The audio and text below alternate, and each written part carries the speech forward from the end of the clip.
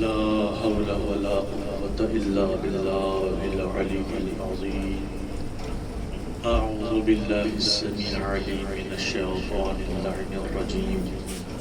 بسم الله الرحمن الرحيم. الحمد لله رب العالمين، والصلاة والسلام على صاحب التاج والمعراج والبراق والعلم، دافع البلاء والوباء والقحط والمرض والألم.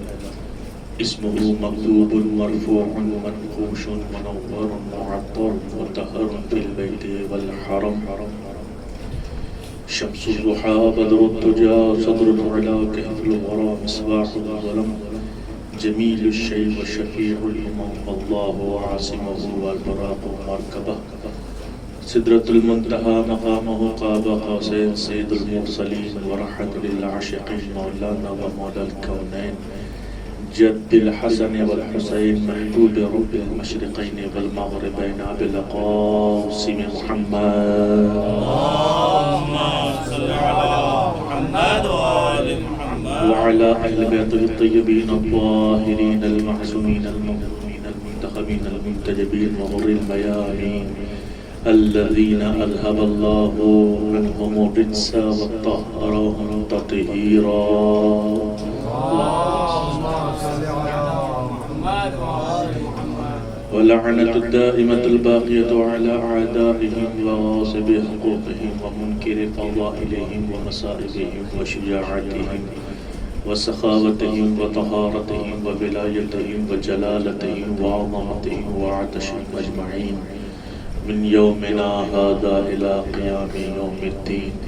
أما بعد، فقد قال إمامنا الباقر عليه السلام: بنا عبد الله، بنا عرف الله، نحن الأدلاء إلى الله، نحن السبيل، السبيل النجاة. صلوا على محمد وعلى اللهم صل على محمد وآل محمد.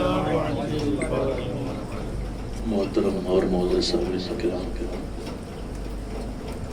آپ کے چہرے سے تو ہو رہا ہے کہ کوئی تھکن ہے، کوئی سستی ہے، لیکن ہمیں یہ بھی محسوس ہونا چاہیے کہ یہ فرش عزا ہے جہاں ہم ایمان لے کر بیٹھے ہیں، ایقان لے کر بیٹھے ہیں، اسلام لے کر بیٹھے ہیں، اور ایک جملہ آگے کہوں، جہاں اطمینان لے کر بیٹھے ہیں.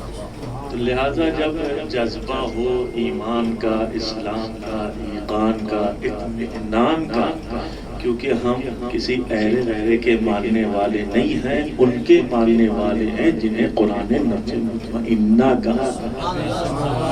تو ہم نفس مطمئنہ کے ماننے والے ہیں، تو ہمیں بھی اتنا اطمینان ہے کہ وقتی طور پہ وقت کا تقاضا ہوتا ہے، موسم کا تقاضا ہوتا ہے، تھکن ہوتی ہے، لیکن نہیں، تھکن کا تعلق جسموں سے ہوتا ہے، جذبوں سے نہیں ہوتا. توجہ ہے نا. بس گفتگو کا آغاز کر رہا ہوں کہ یہ جو ہم کائنات میں محرم کا چاند دیکھنے کے بعد ہر جگہ ایک الگ جوش، ایک الگ جذبہ دکھنے کو مل رہا ہے، وہ یہ کہ ہر جگہ بچے سے بچے، جوان سے جوان، بوڑھے سے بوڑھے، مرد ہو یا عورت، سبھی ایک سبیل کا سلسلہ جاری کر بیٹھے ہیں. توجہ ہے نا. جس کی جتنی حیثیت ہے مالی اعتبار سے، قدرت کے اعتبار سے، سبیل لگائے بیٹھے. کہیں کوئی پانی کی سبیل لگا رہا ہے، کہیں کوئی دودھ کی سبیل لگا رہا ہے، کہیں کوئی شربت کی سبیل لگا رہا ہے، کہیں کوئی کھانا کھلا رہا ہے، کہیں کوئی کسی اعتبار سے، جس اعتبار سے موقف لگا کر بیٹھا ہے. یہ خدمت ہے، یہ سبیل ہے. کیوں؟ راہ خدا میں حسین کی خاطر، جناب زہرا سلام اللہ علیہ کی خاطر یہ سبیل لگی ہوئی ہے. لیکن ایک عقیدت بھرا جملہ کہہ کر گفتگو کا آغاز کروں گا کہ یہ جو سبیل ہے، یہ مادیات پر مبنی ہے۔ دنیا والوں ذرا غور کرو کہ ہم صرف مادیات پر منحصر نہیں ہیں۔ اگر عزا خانے کے باہر، مساجد کے باہر، گھروں کے باہر، کوچوں میں، گلی میں، اگر سڑکوں پر ہم نے مادی سبیل کا انتظام کیا ہوا ہے، پانی کی سبیل لگائی ہے، دودھ کی سبیل ہے، شربت کی سبیل ہے، کھانے کی سبیل لگائی ہے، تو صرف یہ عزادار حسین مادیات پر مبنی سبیل پر منحصر نہیں ہے۔ اگر عزا خانے کے باہر مادیات کی سبیل لگی ہوئی ہے تو عزا خانے کے اندر آ جاؤ، فرش عزا پر بیٹھ جاؤ، یہاں علم کی سبیل لگی ہے، یہاں تقوی کی سبیل لگی ہے، یہاں معرفت کی سبیل لگی ہے، یہاں عرفان کی سبیل لگی ہے، یہاں ایمان کی سبیل لگی ہے، یہاں اصل دین محمدی کی معرفت کی سبیل لگی ہے، یہاں تقوی کی حقیقت کیا ہے یہ بتایا جائے گا، یہاں توحید کیا ہے تمہیں یہ بتایا جائے گا، نبوت کی حقیقت کیا ہے تمہیں یہاں معلوم ہوگی، عصمت کس کے لیے ہے تمہیں یہاں معلوم ہوگا، امامت کی وجہ کیا ہے تمہیں یہاں معلوم ہوگی، امامت کی دلیل کیا ہے، وحدانیت کی دلیل کیا ہے، نبوت کی دلیل کیا ہے، عصمت کی دلیل کیا ہے، یہ تمام ادلہ جو کائنات میں ہم مسلمانوں کے لیے، مومنوں کے لیے، متقیوں کے لیے ضروری ہے، وہ کہیں اور نہیں ملے گی۔ سفینہ نجات فرش عزا پر آ جاؤ، یہاں تمہیں صلوات پڑھیں بر محمد و آل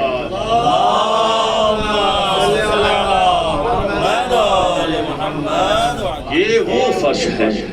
ان الحسین مصباح الہدی و سفینۃ النجات، حسین کیا ہے؟ چراغ ہدایت ہے، سفینہ نجات ہے۔ عزیزان محترم، سفینہ نجات اور چراغ ہدایت آقا حسین ہے۔ کسی نے پوچھا یا رسول اللہ کیا باقی ائمہ سفینہ نجات نہیں ہے؟ کیا صرف امام حسین سفینہ نجات ہے؟ باقی ائمہ چراغ ہدایت نہیں ہے؟ کیا صرف امام حسین چراغ ہدایت ہیں؟ مولا نبی کریم فرماتے ہیں نہیں، ایسا نہیں ہے، ہمارے سارے ائمہ تمام میرے خلفاء کیا ہیں؟ چراغ ہدایت ہیں، سفینہ نجات ہیں، لیکن فرق ہے، حسین کا سفینہ ذرا الگ ہے۔ ان السفینۃ الحسین اوسع واسرع، حسین کا سفینہ ذرا زیادہ ہی تیز چلنے والا ہے اور زیادہ ہی وسیع ہے۔ اب کیسے پتا چلے تیز کیسے چلتا ہے اور وسعت کیسے معلوم ہوتی ہے، اور یہ سفینہ ہے تو کہاں ہے؟ عزیزان محترم، سفینہ حسین کو کہیں تلاش کرنے کی ضرورت نہیں ہے، فرش عزا پر آ جاؤ، یہی سفینہ حسین ہے، یہاں آؤ گے تمہیں معرفت دین الہی ملے گی، آخرت میں نجات ملے گی، کیونکہ یہ حسین ہے جن کے ذریعے تمہیں ہدایت مل سکتی ہے، دنیا میں نجات مل سکتی ہے، آخرت میں۔ ایک صلوات پڑھیں محمد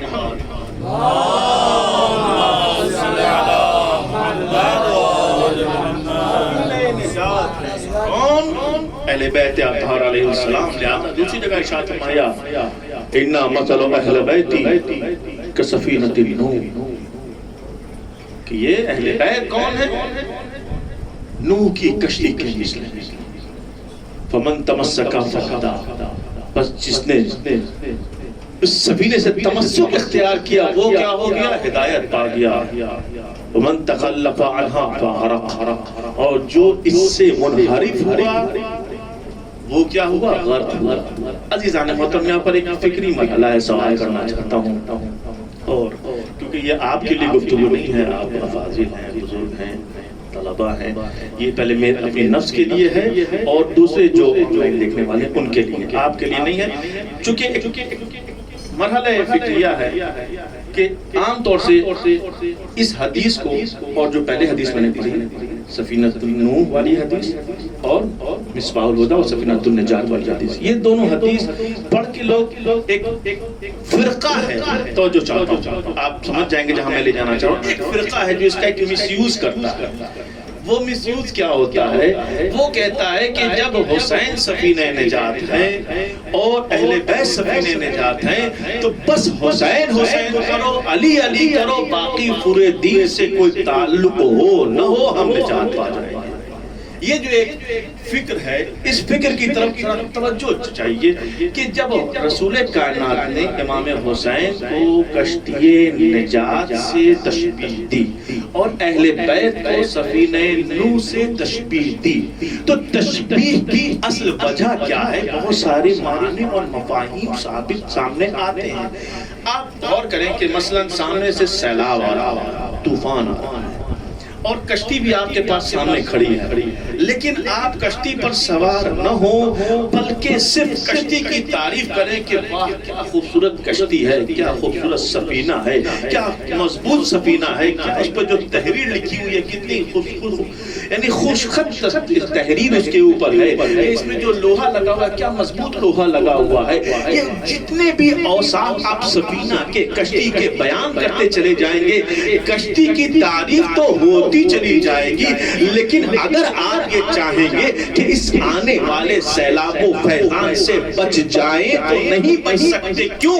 کیونکہ تبھی بچ سکتا ہے انسان جب اس سفینے پر سوار ہو جائے، جو اس میں سوار ہوگا وہی بچے گا۔ جس طریقے سے جناب نوح کو لوگ دیوانہ کہہ رہے تھے کہ سیلاب تو دکھ نہیں رہا ہے، بارش دکھ نہیں رہی ہے، یہ کشتی بنا رہے ہیں، لیکن جب کشتی بنی سیلاب آیا، سیلاب آنے کے بعد جو لوگ اس میں سوار ہوئے وہ کامیاب ہو گئے، بچ گئے، لیکن جو کامیاب نہیں ہوئے وہ کون تھے؟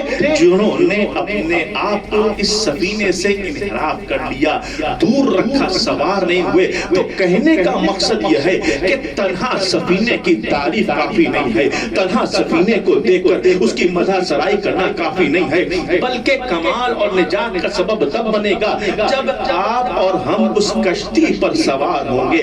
عزیزان محترم، صرف حسین حسین کرنا نجات کا سبب نہیں ہے، صرف علی علی زبانی لقلقے لسانی کرتے رہنا نجات کا سبب نہیں ہے، بلکہ تمسک کا لفظ استعمال کیا ہے نبی کریم نے۔ تمسک کا معنی ہوتا ہے جکڑ لینا، پکڑ لینا، اپنے آپ میں سمو لینا۔ اس کا مطلب یہ ہے کہ جب حسین کی سفینہ، اہل بیت کا سفینہ وہ ہے کہ جس پر سوار ہوگے تو نجات پائیں گے، جس پر سوار ہوں گے، جس میں تمسک اختیار کریں گے تو نجات پائیں گے۔ تو تمسک کیسے ثابت ہو؟ کہ تمسک تب ثابت ہوگا جب اس کردار کو جو کردار حسین ہے، اس سیرت کو جو سیرت اہل بیت ہے، اس سیرت کو جکڑ لیں، اسے اپنی سیرت بنا لیں۔ وہی گرفتار، وہی گفتار، وہی صورت، وہی سیرت، وہی دیکھیں جو یہ دیکھنے پر راضی ہے، وہی بولے جو یہ بولنے پر راضی ہے، وہی سنے جس پر یہ راضی ہے، وہی حرکت کریں جس پر یہ راضی ہے۔ گویا ہماری حیات اہل بیت کی حیات جیسی ہو جائے، ہماری موت اہل بیت کی موت جیسی ہو جائے تو یہ تمسک ہوگا، تب نجات کا سبب۔ ایک صلوات پڑھیں۔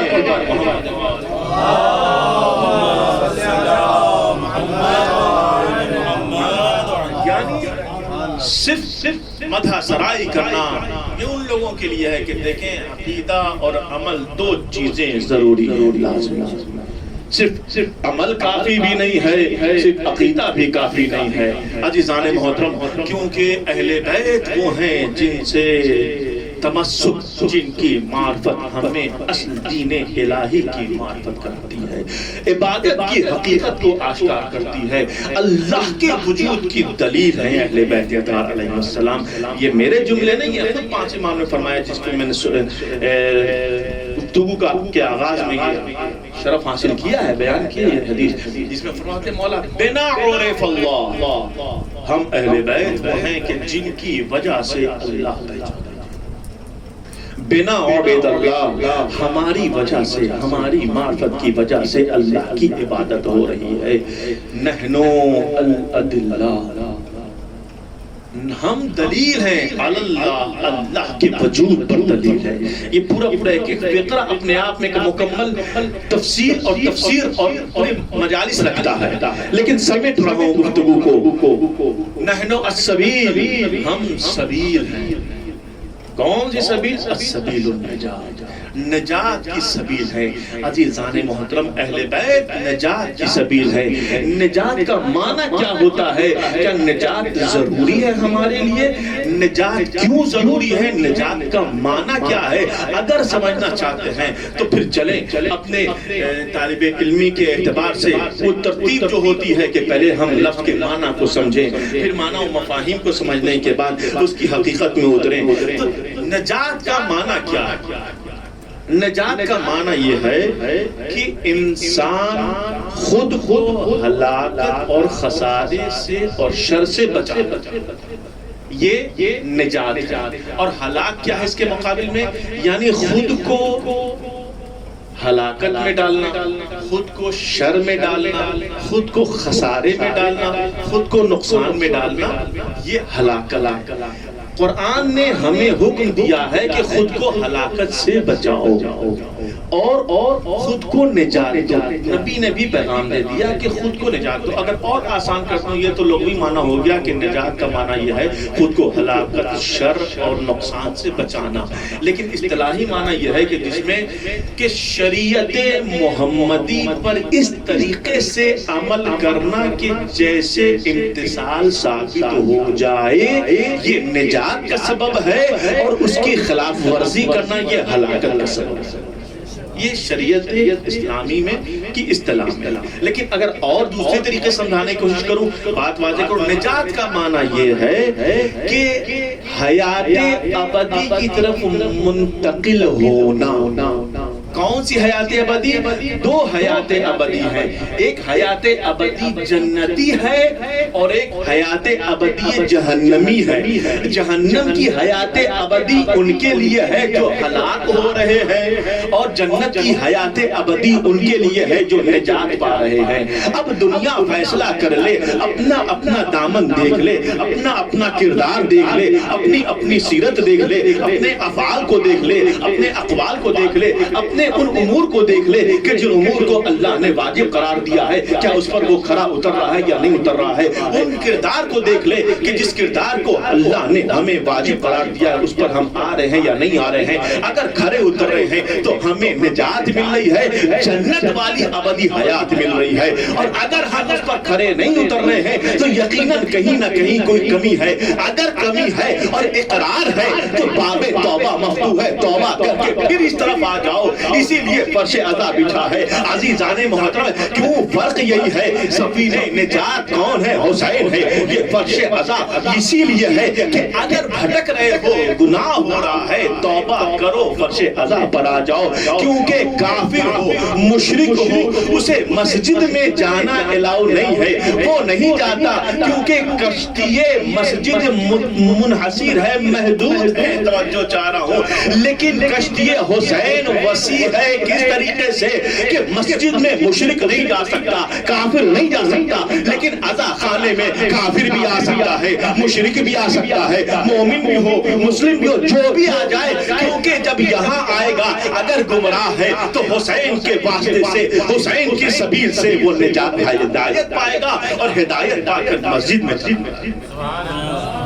توجہ چاہتے ہیں۔ یعنی ایک سلسلہ ہے بنا اور فضلہ، ہم اہل بیت کے ذریعے وہ پہچانے جائے گا۔ کون پہچانا جائے گا؟ اللہ پہچانا جائے گا۔ اور خدا کی قسم خوش نصیب ہیں ہم آپ سب کہ اللہ نے اس سلسلے معرفت کا ایک آلہ بنایا ہے کہ وہ حدیث، وہ پیغام کہ جو خدا اہل بیت کے ذریعے بھیجوا چکا ہے، اسے ہم اور آپ کے ذریعے واسطہ بن رہے ہیں۔ یہ شرف ہے، یہ ذاکروں کے لیے، خطیبوں کے لیے شرف ہے، ہمارے اور آپ کے لیے سب الحمدللہ طلبہ ہیں، سب کے لیے شرف ہے کہ ہم پہلے تو اپنے کردار سے ثابت کر رہے ہیں کہ ہم علی والے ہیں، پھر اپنے اعمال سے ثابت کر رہے ہیں، اپنے اقوال سے ثابت کر رہے ہیں کہ ہم علی والے ہیں، اور اس کے بعد فرش عزا پر بیٹھ کر، اور جب موقع ملتا ہے تو منبر پر بیٹھ کر ثابت کرتے ہیں کہ اہل بیت کون تھے، اہل بیت کی سیرت کیا تھی، ان کا کردار کیا تھا، ان کی رفتار، گفتار، اقوال کیا تھا۔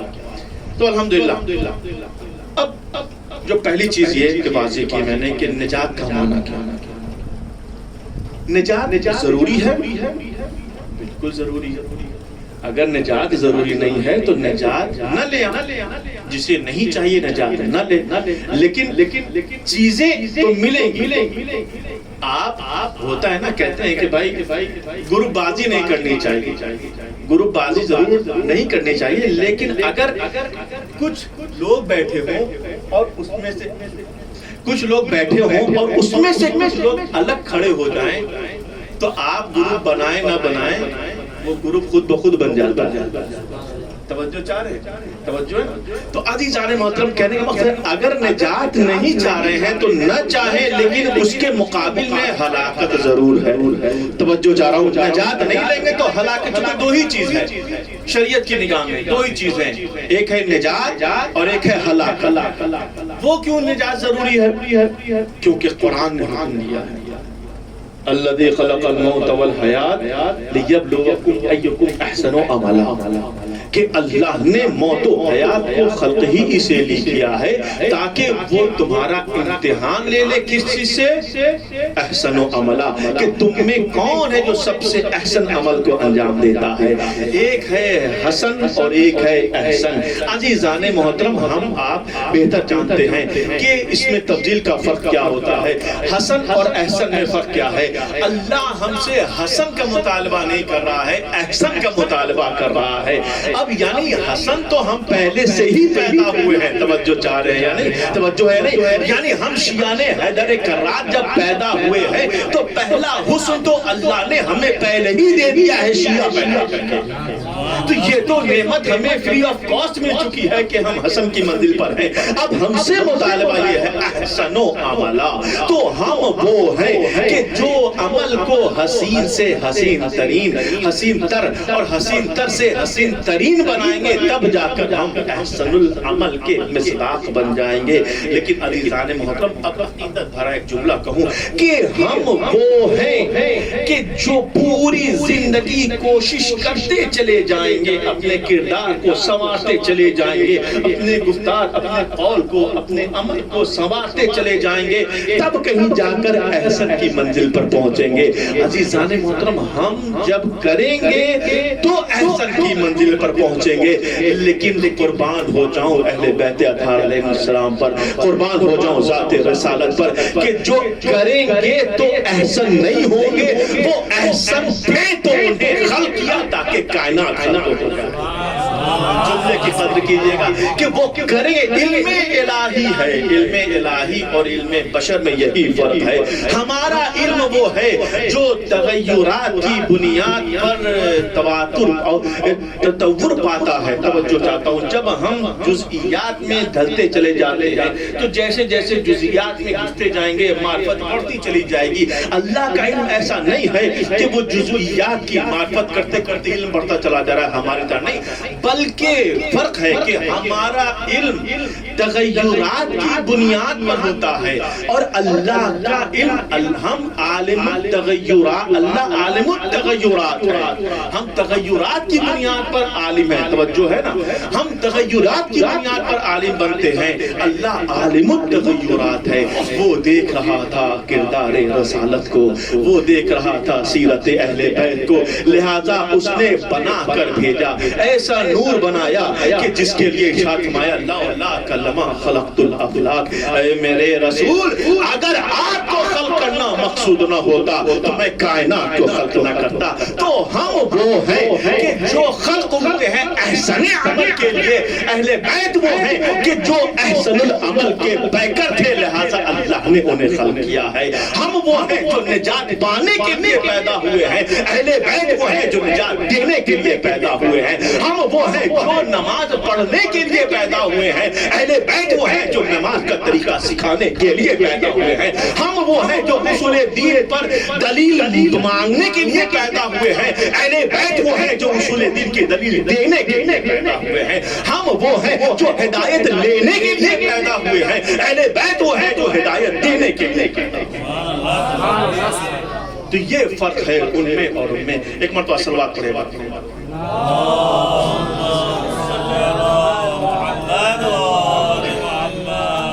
ایک مرتبہ اور بات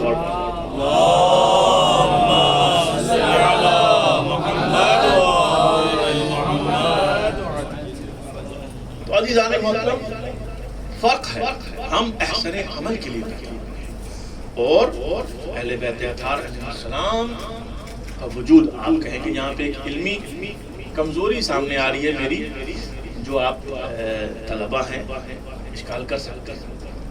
آپ نے حدیث پڑھی ہے لولاک لما خلقت الافلاک، اے میرے رسول آپ کو خلق نہ کرتا، مقصود نہ ہوتا تو کائنات خلق نہ کرتا۔ وہ دلیل آپ نے دی رسول کے لیے اور تطبیق کر دی اہل بیت کے لیے۔ توجہ چاہتے ہیں؟ توجہ ہے، توجہ چاہ رہا ہوں کہ آپ حدیث پیش کر رہے ہیں حدیث قدسی کے رسول کو خلق نہ کرنا ہوتا تو اہل بیت یعنی کائنات کو خلق نہ کرتا، لیکن جب تطبیق کی منزل آئی تو میں نے آپ کے سامنے یہ بھی پڑھا کہ ہم وہ ہیں جو کہ ہدایت کے لیے پیدا ہوئے، اہل بیت ہدایت دینے کے لیے پوری تفصیل۔ تو آپ تطبیق اہل بیت میں کیسے کریں؟ عزیزان محترم دیکھیں بہت ساری چیزیں ہم سب طلبہ ہیں، لیکن بنا دلیل کے کبھی کبھی اشارے سے کام چل جاتا ہے، لیکن دلیل ہوتی ہے۔ اور اہل بیت کے حق میں تو ہمارے پاس دلیل نہیں، ادلہ بھری پڑی ہیں کہ وہ حق والے ہیں اور ہادی ہیں، ان کے لیے ہمیں دلیل اتنی ہی کافی ہے، ان کا قول ہمارے لیے حجت ہے، اور ایسا حجت ہے کہ خود نبی کہہ گئے کہ اگر تمہیں کسی حدیث کے صحیح ہونے کا علم ہو، صحیح السند کا علم ہو، اور تمہیں پتہ نہ ہو کہ یہ کس امام نے بیان کی ہے تو کسی بھی امام سے منسوخ کر سکتے ہیں۔ ہمیں تو کوئی حجت نہیں چاہیے، ہمیں دلیل نہیں چاہیے، لیکن دنیا والوں کو جو بغض و حسد کا عینک لگا کر بیٹھے ہیں انہیں تو دلیل چاہیے ہوتی ہے۔ تو اگر کوئی کہہ دے کہ جناب آپ نے بات کی ہے رسول کے لیے اور تطبیق کر دی اہل بیت کے لیے، تو عزیزان محترم تطبیق ہم نے یوں ہی نہیں کی، میرے پاس ادلہ موجود ہیں۔ ابھی شب جمعہ کل گزری ہے، ایک طرف کیا کہا رسول کے لیے لولاک لما خلقت الافلاک، اے میرے رسول اگر آپ کو خلق کرنا مقصود نہ ہوتا تو یہ افلاک خلق نہ کرتا۔ افلاک کا مطلب کیا ہے؟ نہ زمین خلق کرتا، نہ آسمان خلق کرتا، نہ سورج، نہ کہکشاں، نہ چاند، نہ ستارے، کچھ بھی خلق نہ کرنا کرتا۔ اگر آپ خلق نہ کرنا ہوتا تو ایک دعوے کی دلیل رسول کی ذات کے لیے یہ حدیث قدسی ہو گئی۔ اب دوسری حدیث قدسی بھی پیش کر دیتا ہوں تاکہ اہل بیت کے لیے بھی دلیل آپ کے سامنے موجود ہو۔ شب جمعہ کل گزری ہے، حدیث قصہ سبھی پڑھتے ہیں، اس میں بھی یہ حدیث قدسی موجود ہے۔ انی ما خلقت السماء مبنیہ ولا ارضا مدحیہ ولا قمرا منیرا ولا شمسا مضیہ ولا فلکا یدور ولا بحرا یجری ولا فلکا یسری اور تسری الا فی محبت ہؤلاء الخمسہ الذین هم تحت الکساء، کہ میں نے آسمان کو خلق نہیں کیا، ستارے کو خلق نہیں کیا، کشتی کو خلق نہیں کیا، یہ تمام چیزیں خلق نہیں ہوئی، نہ کہکشاں، نہ فضا، نہ خلا، نہ بر، نہ چرند، نہ پرند، نہ ہوا، نہ یہ تمام چیزیں خلق نہیں ہوئی ہیں، نہ یہ مخلوقات میں کوئی بھی ایسی چیز خلق نہیں ہوئی ہے الا فی محبت ہؤلاء الخمسہ۔ تو ایک طرف لولاک لما خلقت الافلاک کے حدیث قدسی ہمیں دلیل دے رہی ہے کہ یہ کائنات ان کے صدقے میں خلق ہوئی ہے، دوسری حدیث قصہ والی حدیث ہمیں دلیل دے رہی ہے کہ ان کی محبت میں خلق ہوئی ہے یہ کائنات۔ تو عزیزان محترم اب ایک جملہ کہوں گا، ہم الحمدللہ ان کے چاہنے والے ہیں۔ اگر ہم اس کائنات پر جی رہے ہیں تو ان کے صدقے میں جی رہے ہیں، اگر اس کائنات پہ چل رہے ہیں تو ان کے صدقے میں چل رہے ہیں، بول رہے ہیں ان کے صدقے میں بول رہے ہیں۔ ہم حلالی ہیں، لہذا نمک حلال بن کر فرش عزا پر آ کر ان سے اپنے حلال ہونے کی دلیل دیتے ہیں۔ اگر کائنات میں جی رہے ہو اور حلال نسب ہو تو صحیح فرش عزا پر آؤ، اپنے حلالی ہونے کی دلیل دو، ورنہ اس زمین سے، خطے ارض سے، فضا سے، خلا سے الگ ہو جاؤ، کیونکہ یہ غداری دین کے ساتھ ہے، خدا کے ساتھ ہے، اللہ کے رسول کے ساتھ ہے۔ جیو بھی کائنات میں، بغاوت بھی اہل بیت سے، بے وفائی بھی اہل بیت سے۔ صلوات پڑھیں برحمت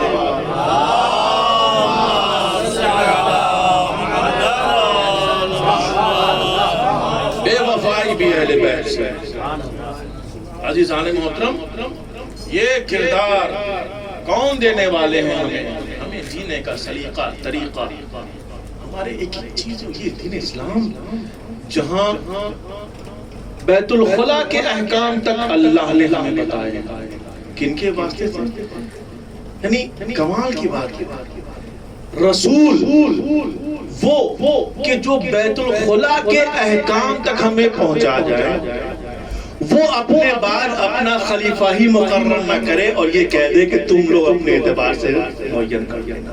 یعنی کیسی عقل, توجہ, یعنی بیت الخلا کے احکام رسول پہنچا رہے ہیں, وہ نہیں چھوڑ رہے ہیں. اس حد تک کیا مستحب ہے بایاں پیر پہلے ڈالو بیت الخلا میں جاتے وقت, نکلتے وقت دایاں پیر باہر رکھو, بیٹھو پانی کو دیکھو تو بسم اللہ کہو. تو یہ باقی آیت الکرسی پڑھنے کا مستحب ہونا, یہ تمام چیزیں رسول بتا گئے. لیکن کمال کی بات ہے جب بات آئی خلافت کی تو کیا کہا کہ تم اپنی طرف سے معین کر لینا. عزیزان محترم, قرآن کی آیت کی صریح طور پر مخالفت ہے. قرآن کہہ رہا ہے فَإِذَا فَرَغْتَ فَانْصَبْ وَإِلَىٰ رَبِّكَ فَارْغَب. اے میرے رسول جب حجۃ الوداع سے فارغ ہو جائیں تو فَانْصَبْ الْإِمَامَةِ علی ابن ابی طالب علیہ السلام, کہ آپ علی کی امامت کو نصب کر لیں.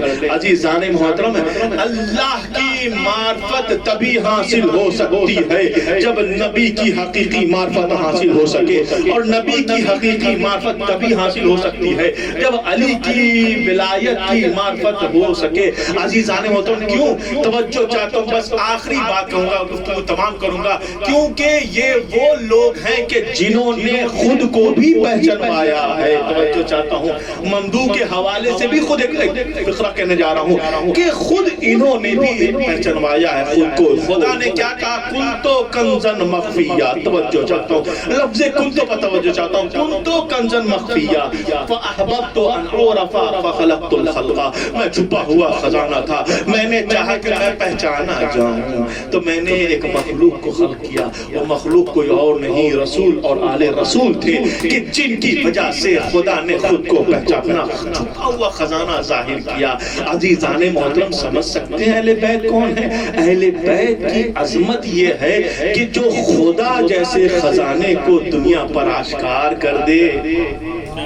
توجہ چاروں جملے خط کے, خدا خود کہہ رہا میں چھپا ہوا خزانہ تھا. چھپا ہوا خزانہ, چھپے ہوئے کو آشکار کرنے والے کا اگر صحرا کسی کے سر جاتا ہے تو رسول والے رسول کے سر جاتا ہے. تو ایک کنتو خدا نے نور وحدانیت نے اعلان کیا ایک کنتو کا, دوسرا کنتو نور نبوت نے اعلان کیا.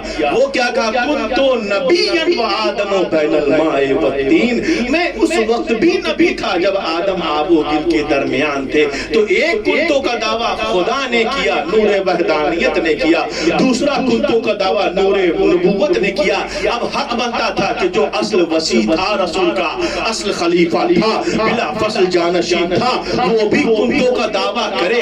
لہذا علی نے آگے بڑھ کر کہا کنتو ولیًا وآدم بین الماء والطین. میں اس وقت بھی ولی تھا جو جب آدم آب و گل کے درمیان تھے. تو ایک کنتو کا دعویٰ نور وحدانیت نے کیا, دوسرے کنتو کا دعویٰ نور نبوت نے کیا, تیسرے کنتو کا دعویٰ نور امامت نے کیا. لیکن کمال تب ہوا جب نور وحدانیت نے نور نبوت کو نور امامت کے لیے ایک کنتو کے اعلان کا سبب بنایا اور کہا اے میرے رسول جب حج سے فارغ ہو جائیں, یا ایھا الرسول بلغ ما انزل الیک من ربک فإن لم تفعل فما بلغت رسالہ. ایک میرے حبیب اگر جو میں نے آپ پر نازل کر دیا ہے اسے پہنچا دے. تو وہ پہنچانے والی چیز کیا تھی بھائی؟ کنتو کی اہمیت سمجھے. یہ وہ لفظ تھا کہ جسے خدا نے اپنی ذات کے لیے پہچنوایا.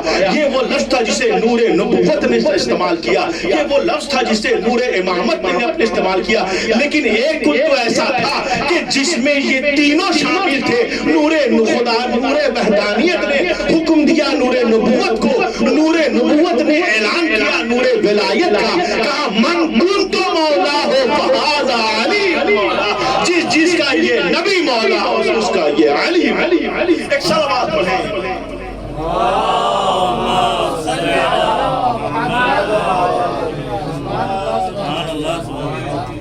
کنتو یہ معرفت کی کڑی ہے, وہ سلسلہ. عزیزان محترم, صلوات پڑھیں.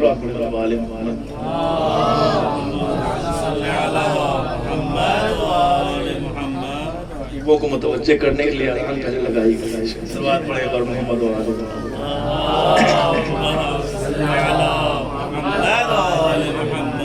ایک بار اور سلوات کریں۔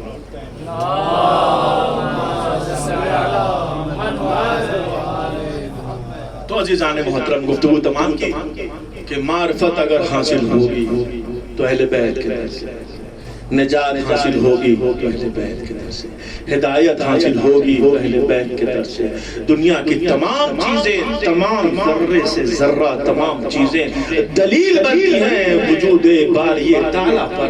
اللہ کی دلیل کیا ہے؟ ہر ایک ذرہ ہے، شجر اللہ کی دلیل، بحر اللہ کی دلیل، یہ نور، یہ ظلمت، یہ کہکشاں، یہ فضا، تمام چیزیں وجود، ان کا وجود خود اللہ کے وجود کی دلیل ہے۔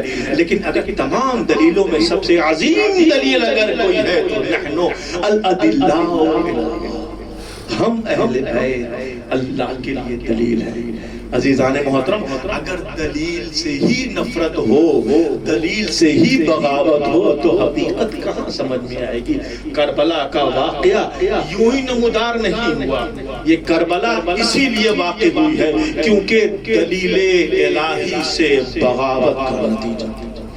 امام حسین علیہ السلام کو امام حسین کی کسی دشمنی کی بنیاد پر قتل نہیں کیا گیا، بلکہ صاف تاریخ کے جملے ہیں کہ یہ نفرت ظاہر ہو رہی ہے اس بنیاد پر جو تمہارے باپ علی نے کیا تھا۔ عزیزان محترم، گفتگو تمام کی، آج 3 محرم ہے اور ہر جگہ شہزادی زہرا سلام اللہ علیہا فرش پر بیٹھی ہیں۔ ہم خوش نصیب ہیں، عقیدہ رکھتے ہیں کہ ہماری مجلسوں میں بی بی بھی آتی ہے، سید سجاد بھی آتے ہیں۔ ہم عام طور سے کوشش کرتے ہیں کہ مجلس میں آئیں تو آگے بیٹھیں، لیکن عزاداروں، امام زین العابدین علیہ السلام سے کسی نے پوچھا، مولا کا چاہنے والا تھا، مولا کو بتا نہیں رہا تھا کہ میں مجلسیں برپا کر رہا ہوں، کربلا کے واقعے کی بات ہے۔ تو وہ شخص کچھ دنوں سے نظر نہیں آیا، تو کہنے مولا نے کہا تم دکھ نہیں رہے ہو آج کل۔ تو وہ کہتا ہے مولا کسی کام میں مشغول تھا۔ تو مولا نے فرمایا کیوں نہیں کہتے میرے بابا کی مجلس برپا کر رہے تھے۔ اللہ اکبر، جیسے ہی سنا کہا مولا معاف کیجئے گا، میں بتانا اس لیے نہیں چاہ رہا تھا، آپ کے غم کو اور اضافہ نہیں کرنا چاہ رہا تھا۔ مولا فرماتے ہیں کہ جہاں تم مجلس برپا کر رہے تھے میں وہاں بیٹھا ہوا تھا۔ میں شریک کو کہا مولا آپ تو دکھے نہیں، میرے مولا آپ دکھے نہیں۔ کہا جب تمہیں یاد ہے کہ جب تم جا رہے تھے تو ایک جگہ پر تمہارا پیر کسی کی ابا سے پھنسا اور تم الجھ کے گرنے والے تھے۔ کہا ہاں میرے مولا مجھے یاد ہے۔ کہا وہ جگہ تھی جہاں پر مظاہرین اور مولا کے عزادار اپنی جوتیاں اتارتے تھے۔ میرے مولا نے کہا وہ تیرا امام تھا۔ اللہ اکبر، ہمارا امام بھی اس مجلس میں آتا ہے، خوش نصیب ہے ہم، کس کیوں نہ پرسا لینے آئے۔ اصل تو یہی ورثہ ہے امام حسین کے، یہ نہیں آئیں گے تو کون آئے گا؟ ہمیں نہیں معلوم کہ ہماری اس فرش ادا پر کس کے پاس امام حسن بیٹھے ہو، کس کے پاس آقا امام علی بیٹھے ہو، شہر نجف میں مسائب پڑھ رہا ہو، آپ رو رہے ہیں، ہمیں نہیں معلوم کہ اس فرش ادا پر کی جگہ پر شہزادی زہرا اپنے لال حسین کا پرسا لے رہی ہے۔ اللہ اکبر، کل کا وہ دن گزرا ہے کہ جب امام حسین کا قافلہ کربلا میں وارد ہوا ہے۔ 2 محرم کو جب وارد کربلا ہوئے تھے نا حسین، تاریخ نے عجیب منظر دکھایا تھا۔ منظر یہ تھا کہ جب امام حسین کا گھوڑا آگے نہیں بڑھ رہا ہے نا، سلجھنا آگے نہیں بڑھ رہا، تاریخ بتا ہے امام حسین نے 9 گھوڑے تبدیل کیے لیکن گھوڑا آگے نہیں بڑھ رہا ہے۔ جب نہیں بڑھا تو ایک مرتبہ امام حسین سننے کی روایت کے فکرے ہیں، امام حسین نے کربلا سے ایک خاک اٹھائی، ایک مٹھی خاک اٹھائی اور پھر ایک مٹھی خاک کو اپنے ہاتھ میں رکھ کے دوسرے ہاتھ سے اپنے جیب میں ہاتھ ڈالا اور ایک مٹھی خاک جو جیب میں رکھی تھی اسے نکالا۔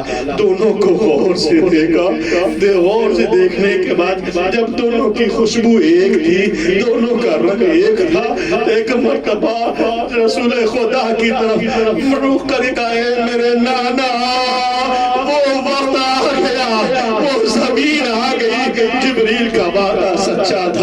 اس خاک میں وہی خوشبو ہے، اس خاک کا وہی رنگ ہے جو خاک جبریل نے دی تھی. آزادارو جیسے ہی یہ واقعہ نمودار ہوا نا، امام حسین نے جیسے ہی وہ خاک کربلا کی فضا میں اڑائی، ایک سرخ آندھی چلی. تاریخ بتاتی ہے جیسے ہی سرخ آندھی چلی، ارے محمل کا پردہ ہٹا، زینب کے چہرے پر جیسے ہی وہ مٹی پڑی، ایک مرتبہ جناب زینب یہ مقام تڑپ گئی اور کہتی ہے ارے میرے بھیا حسین کو میرے قریب بلاؤ. جیسے ہی آقا حسین قریب آتے کہتی ہے شہزادی اے میرے بھیا ذرا یہاں سے جلدی چلیے. کہا کیا ہوا میری بہن؟ کہا کہ مجھے یہاں کی خاک سے آپ کے خون کی خوشبو محسوس آپ کے خون کی خوشبو محسوس ہو رہی ہے. ایک مرتبہ امام حسین نے دلاسا دیا اور کہے بہن زینب کیا بات ہے، طفلی بھول گئی، یہی تو وہ وقت ہے، یہی تو وہ جگہ ہے اس کے لیے بچپن میں ہم تو بیٹھ کر پورا گفتگو کیا کرتے تھے کہ کربلا نمودار ہوگی، یہاں کہاں کیا کرنا ہے. ہم نے ساری باتیں کی تھی. اے بہن زینب یہ وہی جگہ ہے جہاں پر ہم شہید ہوں گے. اللہ اکبر. جناب زینب اور امام حسین کے درمیان گفتگو ہو رہی ہے. دو روایتیں میں بیان کرنا چاہ رہا تھا اس مصاحب میں. ایک روایت تو میں نے پڑھ دی ہے کہ جب خاک کربلا آتی تھی اور گرد و غبار اٹھی تو جناب زینب کے چہرے پر پڑی تھی، جناب زینب تڑپ گئی تھی. یہ روایت میں نے پڑھ دی. لیکن ابن عباس ایک روایت بیان کرتے ہیں کہ گفتگو کے درمیان امام حسین نے جناب زینب سے کہا اے بہن زینب گھبراؤ نہیں، یہی تو کربلا ہے، اسی کو نینوا کہتے ہیں، اسی کو غازریہ کہتے ہیں. یہی ہمارا علی اصغر بھی شہید ہوگا، یہی پہ اونا محمد شہید ہوں گے، یہی پر قاسم پامال ہوگا، یہی پر علی اکبر ایریا لگے گا. اے بہن زینب گھبراؤ نہیں. اے میری زینب، اے میری بہن یاد کرو، جب میں یاد ہے وہ وقت میں یاد دلاتا ہوں کہ جب جنگ صفین سے واپس میں اور میرے بابا علی اور امام بابا بھائی حسن آ رہے تھے تو اسی کربلا کی زمین پر کچھ دیر کے لیے ٹھہرے. امام حسن کے زانو پر مولا کائنات آرام کرنے کے لیے اپنے سر کو رکھا. امام حسین کس سے کہہ رہے؟ جناب زینب سے کہہ رہے اے میری بہن زینب دیکھو یہ وہی جگہ ہے جب جنگ صفین سے پلٹتے وقت میرے بابا نے کہا تھا اے میرے لال حسن مجھے تھکن محسوس ہو رہی ہے، ذرا مجھے اپنے زانوں پر جگہ دے دو. امام حسن کے لیے شرف تھا. امام حسن نے اپنے زانوں پر اپنے بابا کو سلایا. اللہ اکبر. محبت بھری نگاہوں سے آقا حسن امام علی کو دیکھ رہے ہیں.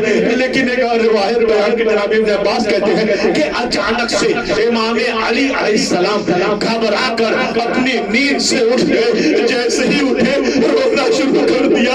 کہنے لگے جب گھبرا کر دیکھا نا تو دیکھا امام حسن نے کہا اے میرے بابا ابھی تو آپ آرام کر رہے تھے، یہ اچانک سے بیدار کیوں ہو گئے؟ یہ گھبراہٹ کیسی؟ یہ آنکھ میں آنسو کیسے؟ ایک مرتبہ امیر کائنات کہتے ہیں اے بیٹا حسن ذرا جلدی سے میرے لال حسین کو میرے قریب بلا لو. آقا حسین کو قریب بلایا.